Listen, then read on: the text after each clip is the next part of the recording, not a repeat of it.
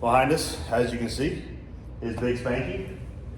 Has been a very good car for us for, I think, I just seen a post or a picture that popped up in my threads not too long ago that was about 7 years. It's been about 7 years since we built this car. I bought this car from a boy down in Holiday, Florida, close to Miami. They used it to street race. Pretty much we bought it. It had a burnt up piston. Me and my grandfather rebuilt the motor. This thing has done a lot of pretty cool stuff in my opinion. We built a barn 351 Windsor for this car. We went right out the box. We went 10s with it, which was pretty cool. Me and my grandpa built it, small block Ford life. After that, we gutted the whole entire car out, and that's when I first met Matt LaRue. He was working for ProFab at the time and tried to get in with what I should do next with this thing. And he pretty much said, build it for the future. And that's kind of what we did a long time ago. But put a 10-point cage in it, put fiberglass doors on it, put a fiberglass lower valence, hood, and a hatch, gutted the car way out, lost a couple 100 pounds. We used that same motor that we went like a 1090 with. We went a 996, I think at about 140 something miles an hour with a naturally aspirated 351 Windsor that my grandpa and me built in the garage. That was kind of the start of getting back into the drag racing scene. For me, I did it years prior with my dad, and then he got out of it, bought my first house back in 2016, and kind of got back into the wheel. But after the naturally aspirated motor, we went nitrous with that same combo. Matt built a 400 shot or a 350 shot nitrous kit farter, and it went a 540 in the 8th mile, which was pretty freaking cool. At the time, I got my doors blown off by Florida No Time cars. I thought I was cool because I was having fun.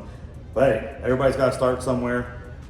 We went back, bought a motor from one of an old shop buddies with a 351 Windsor from Ford Strokers. We put a Jose Force induction 91 millimeter turbo on this thing, and we got down into the fours for the first time ever. Going from a bracket car to a 4-second car was pretty freaking awesome. I'm not gonna lie. Right out of the get-go, never done it in my life. Raced that car for a couple years, won a couple Florida No Time events, won street car takeover, beat some pretty high up guys. Damn, we kind of went everywhere, doing races all over the place, South Georgia, everywhere. Went pretty fast with that car. I can't really get into those times, and none of the times we're going to talk to about next. But we stepped up. We sold the small block Ford program to a good buddy of ours, Gio. He ran it for a little bit. I think he parted ways with that car, but we stepped in. My buddy James Tall actually told me about Stefan at Ace Racing Engines, sorry.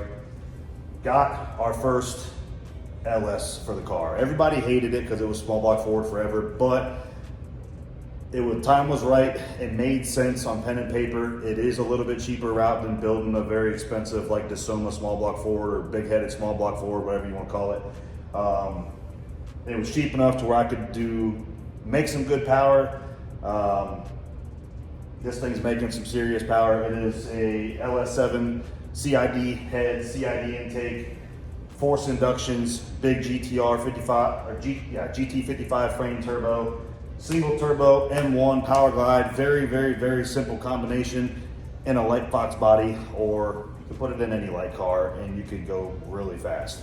2023, we threw this thing together, came off the hub dyno at Blacklist Performance with Matt LaRue. We were chasing bugs, trying to figure this thing out. Brand new. Friday, they were literally testing. Saturday, we were on the hub dyno, making shakedowns, getting this thing worked out. We had a fuel pressure problem with the regulator in the tank. Figured it out. Came back to the event, and we won. So put that back in there. Won Alpha Blood 2023. Won Mod Nationals, went into 2024 racing. We went to the finals with Waukesha in Orlando. Got called out. He got lucky. Zach, I'll see you soon, boy. A month later, went up to Slider Boys SGMP, ran pretty good. Came back to Orlando, won that. Went out to Silver Dollar. Me and Joey Sauce went to the finals. I consider that a win for me and him. So this thing came out just swinging. We ended last year not very well. We got into, I think we ran another event in Orlando. We did good, went to the semifinals. We went to the finals in the reunion last year. So I think we won 3 or 4 races. We went to like 6 finals. It's been a great combination, but we're suddenly coming to the end. I had a very good race, 2024, with a good buddy of ours, another Ace Racing Engines competitor, Dick Deason, good buddy. Just didn't have enough in it. Cut a bulb on him, had him at the 60 foot, 330. We were neck and nose, whatever you want to call it. At the end, he beat me by probably a nose to a fender. Just didn't have enough in the tune-up, but that's our fault. It is what it is. But after that, we took on Mod Nationals, and I needed to win that race to win 3 Mod Nationals in a row. I won first round. Heard something funny when I pulled the parachutes underneath the car. I packed the parachute at the end of the track. Anthony, my crewman, pushed me back on the return road, and it sounded like hammer and nails behind me in the rear end.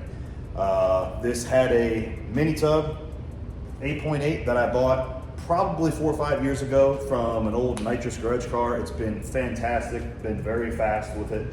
But the time has come. I had to bite a big bullet. I've spent a lot of money in the past couple weeks. And everybody's been telling me to do it for years, but we've had a very consistent car, and consistency to me wins races. You don't have to have the fastest car on the property always to win a race. The fastest car generally will win on pen and paper, but on a long term of events, I feel the most consistent car that is in the top 5 cars in the field will win a race. So that's what we're going to try to stay with, but there is something we have been told to do numerous times, and the car will go a lot faster than what it's already been. I don't even know what the record is. I know what the record is that Kenny Dangler has for hydraulic roller, but he has a billet block. This is not a billet block, so we do have limitations. This is a cast aluminum block, and we did it for weight. The whole goal with this program was always about weight, and we're about to make it lighter. So I see all these little fast as shit cars. I know we're faster than them, but they're way lighter than us still. And everybody says, you know, this thing's a tin can, which it is, don't get me wrong. But we still got steel fenders. We still got factory glass. We still got glass back here. We still got steel floorboards. I have so much stuff, still steel and glass in this car. The only thing with fiberglass is the hatch, the doors, and the clip. Other than that, it's a freaking Mustang. Everybody can do it. But now that everybody has said that, we're gonna make it really light. We're gonna gut another 200 pounds out of this thing. We're gonna 4-link it. Yes, we're gonna 4-link Big Spanky. So this will technically be Big Spanky 3.0. Pretty fired up about it. I have some goodies I'm looking at right here. I'm about to turn the camera around. You guys are gonna be very impressed. I have not done a single bit of shortening anything or cheaping out on anything on this, what I have before on a lot of the car. So I am hooked up with Jason at Tin Soldiers Racing. I have a Tin Soldiers 4-link 9-inch housing, the beautiful work of art that they do, coming. It will be here in a week. I have got 15 by 13 double beadlock, 3-inch back spacing, RC comps. Very deep wheel, gonna look sick. Spanky's finally gonna get the ride height it needs at 3 inches or 4 inches off the ground. It's gonna be sick. We have got Santa shocks, which I can show you the rears right here because the fronts are already on the car. Polished, absolutely nasty. Santa racing shocks. Very, very excited. A lot of people run them. Brett Lasala runs them. Matt LaRue swears by them. Shane Mills runs them. Bunch of big dogs run them, especially class cars. We're looking forward to trying that out. The front is already on, which I'll show you here in a second. What else we got? I just got a Strange Ultra third member for this thing. Oh, the whole point of this is because Mod National is the third one I was supposed to win. We won first round, pushed it back, blew the teeth off of the gear. I don't know if you can tell by this video, but all these hairline cracks are all the way around, which is no good. So one more pass and we would have had a pretty catastrophic problem on our hands. Probably me driving the wheels off this thing, trying to keep it off a wall. But pretty fired up, man. We got the 9-inch, we got the deep double bead locks, we got 10 Soldiers Racing, Santa shocks. Matt LaRue is gonna be doing the whole chromoly 4-link kit on this thing. He told me I could go ahead and get the rear end of this thing chopped in half. I'm literally cutting behind the driver's seat to the tail lights, all the frame rail, everything out of it. Pretty freaking fired up about it. And if we could pick up a 10th, I would be happy. I've heard that we could pick up 2 tenths because problem with stock suspension, you can only get so far to the middle of the 330 with this car. But we've done very, very impressive 60 foots.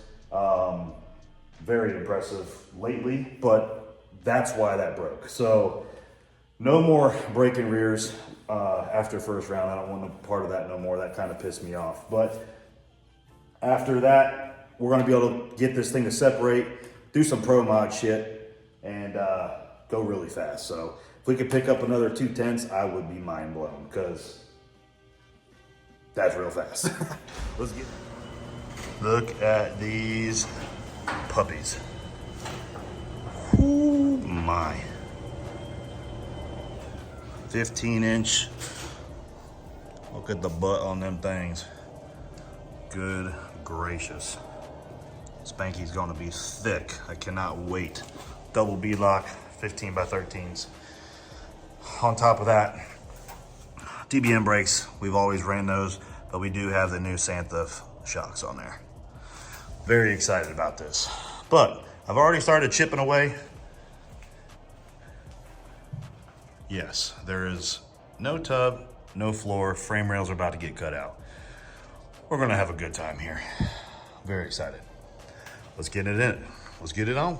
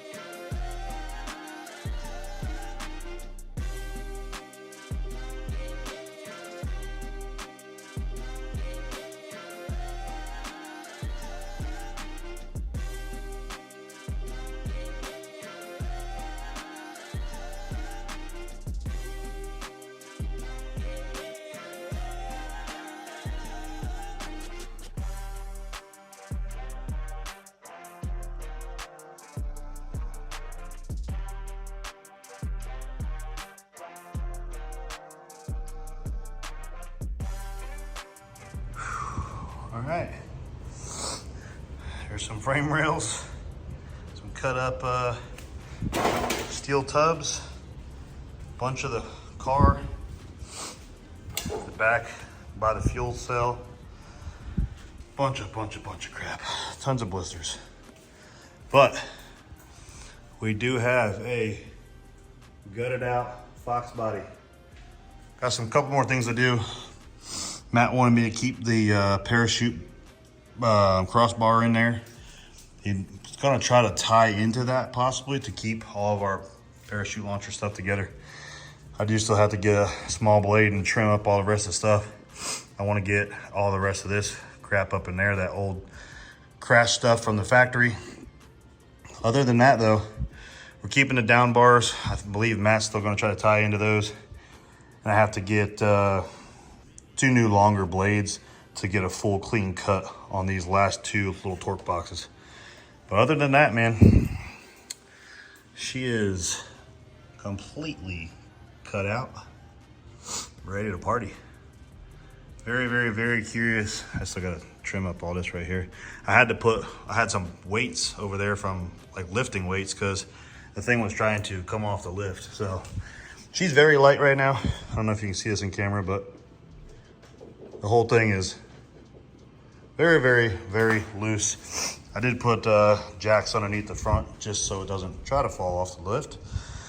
But I'm very curious to see how much all this crap weighs because none of that is going back in, just chromoly bars and carbon fiber floors. So they wanted a race car, they're gonna see one. Super excited. All right, so wanted to do a little weigh section. I got this off. See how much we got going on. I got parts of the car all over the floor. Most of it's scrap metal, 2 frame rails, leftover tubs, and some support stuff on the backside. I still had the 2 torque boxes in there and probably about 10 pounds of just random trimming of just stuff to clean up in the car. So we're all curious. Obviously, stuff is going back in there. Chromoly bars are going back in there, but it is going to get chromoly bars over steel tube floors from the factory. So it should be lighter, a lot lighter. And then instead of steel floors, it's getting a sheet of carbon.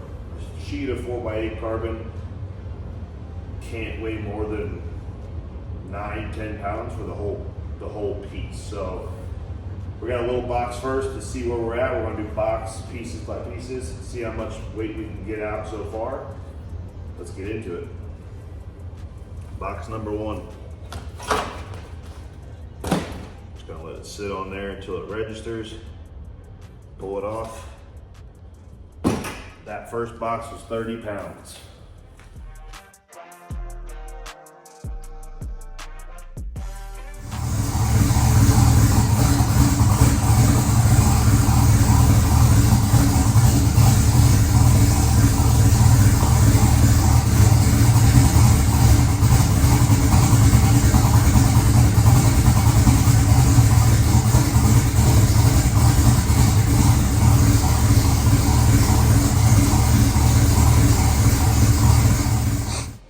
Guys, transportation day.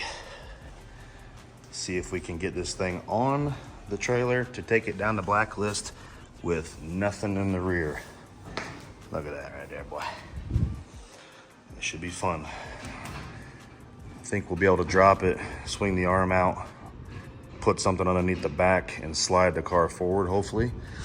Then when we get the mats, we'll take the hatch off and grab the back of the roll cage bar where Matt was saying, right there. Tie a rope to it and pretty much just dolly it into the shop. But it's happening, boys. It's heading down the blacklist. My work is done for the most part. I will be going down to help him put the brakes on and things like that, but whew, it's gonna be sick. All right, guys, we're rolling down the road. I thought this was pretty comical. Spanky ain't got no legs. Looks like it's just floating back there. Oh, you'll be back. back in no time kicking some ass, Spanky. On the road.